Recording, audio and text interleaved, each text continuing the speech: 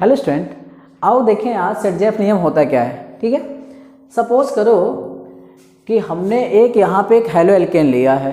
जैसे ये मान लो मेरे पास हो गया CH3 CH2 CH और यहाँ से मान लो मैंने लिख लिया CH3 और यहाँ से मैंने एक हैलोजन में जैसे Cl ले लिया। इसकी अभिक्रिया हमको एक क्षार से करानी है और ये जो क्षार है ना वो एल्कोहलिक है।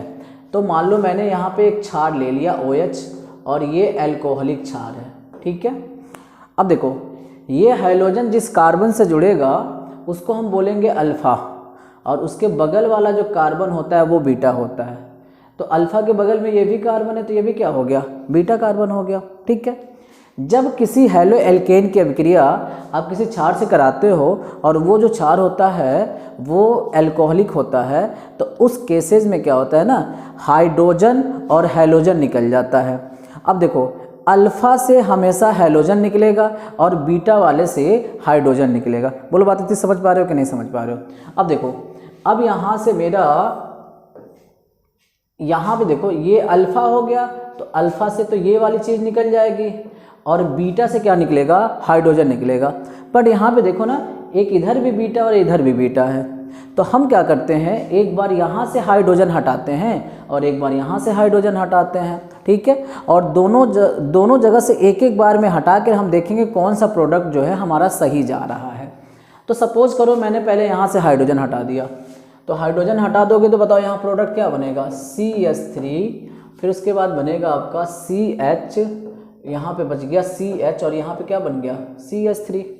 अब देखो जरा कार्बन के यहाँ बॉन्ड को पूरा करो तो यहाँ पे देखो कि कार्बन के पास एक बॉन्ड, दो बॉन्ड, तीन ही बॉन्ड है और इस कार्बन के पास भी एक बॉन्ड, दो बॉन्ड, तीन ही बॉन्ड है। तो यहाँ क्या लगाओगे, डबल बॉन्ड लगाओगे। बात समझ रहे हो कि नहीं?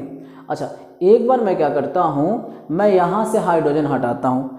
अल्फ़ा से तो हमेशा हैलोजन हट जाएगा, जो भी जुड़ा रहेगा वो हट जाएगा। मैं यहाँ से एक बार हाइड्रोजन हटाता हूँ तो देखो यहाँ से क्या हो गया, CH3 CH2 CH।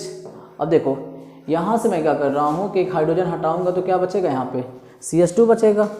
अब जरा इस कार्बन के बॉन्ड को पूरा करो, एक बॉन्ड, दो बॉन्ड, तीन ही बॉन्ड है, इसके पास दो एक तीन ही है तो यहाँ पे क्या कर लोगे, डबल बॉन्ड लगा लोगे। अब इस तरीके से मेरे पास दो प्रोडक्ट बन गया। अब आपको ये पता करना है कि कौन सा प्रोडक्ट जो है वो सही वाला है। ठीक, इसके लिए मैं आपको एक जुगाड़ बताता हूँ। ये जो डबल बॉन्ड है जिस कार्बन के बीच में है उसको एक बॉक्स मान लो। ये मैंने एक बॉक्स मान लिया और यहाँ पे मैंने एक बॉक्स मान लिया। ठीक है, इस बॉक्स के इधर, इस बॉक्स के जस्ट बगल वाला जो कार्बन होगा वो अल्फ़ा कार्बन कहलाएगा। तो देखो इस बॉक्स के जस्ट बगल में ये जो कार्बन है वो अल्फ़ा है और इसके बगल में भी क्या है, अल्फ़ा है। अल्फ़ा कार्बन से जुड़ा हुआ हाइड्रोजन अल्फ़ा हाइड्रोजन कहलाता है। तो बताओ यहाँ से ये जो अल्फ़ा हाइड्रोजन है वो कितना है, 3 अल्फ़ा हाइड्रोजन है और यहाँ पे कितना है, 3 अल्फ़ा हाइड्रोजन हो गया। इस बॉक्स के जस्ट बगल में कितना है, 2 अल्फ़ा हाइड्रोजन हो गया। इधर तो कुछ है नहीं। अब बताओ यहाँ पे टोटल कितने अल्फ़ा हाइड्रोजन हो रहे हैं, 6 अल्फ़ा हाइड्रोजन हो रहे हैं और यहाँ कितने अल्फ़ा हाइड्रोजन हो रहे हैं, 2 अल्फ़ा हाइड्रोजन हो रहे हैं। ठीक है, जिसमें अल्फ़ा हाइड्रोजन ज़्यादा होते हैं वो मेजर प्रोडक्ट कहलाता है और जिसमें अल्फ़ा हाइड्रोजन कम होते हैं वो माइनर प्रोडक्ट कहलाता है। तो ये वाला जो प्रोडक्ट होगा वो मेजर प्रोडक्ट होगा, मेजर प्रोडक्ट होगा और ये वाला जो प्रोडक्ट होगा वो कौन सा प्रोडक्ट होगा, माइनर प्रोडक्ट होगा। मेजर का मतलब हो गया मुख्य उत्पाद। ठीक है, और ये जो होगा वो सह उत्पाद कहलाएगा। ठीक, जो मेजर प्रोडक्ट होता है उसको हम कहते हैं सेट-जेफ। क्या बोलते हो, सेट-जेफ प्रोडक्ट बोलते हो। और जो माइनर होता है उसको हाफमैन प्रोडक्ट बोलते हैं, हाफमैन प्रोडक्ट बोलते हैं। ठीक है, और देखो अल्फ़ा से क्या निकला है, अल्फ़ा से हैलोजन निकला है और बीटा से क्या निकला है, हाइड्रोजन निकला है। इसलिए इस अभिक्रिया को हम कहते हैं विहाइड्रोजनीकरण अभिक्रिया। ठीक है, तो ये जो अभिक्रिया होगी ये क्या कहलाएगी, विहाइड्रोजनीकरण, हाइड्रोजनीकरण।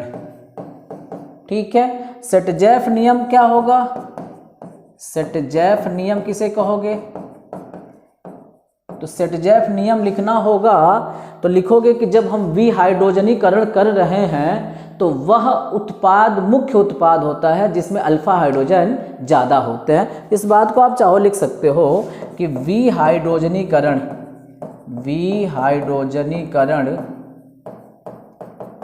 के दौरान वह उत्पाद मुख्य होता है जो जिसमें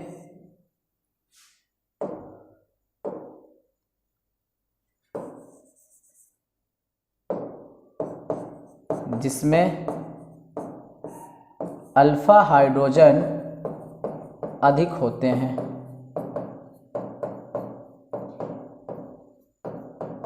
समझ गया ना इतनी बात? Okay, thank you.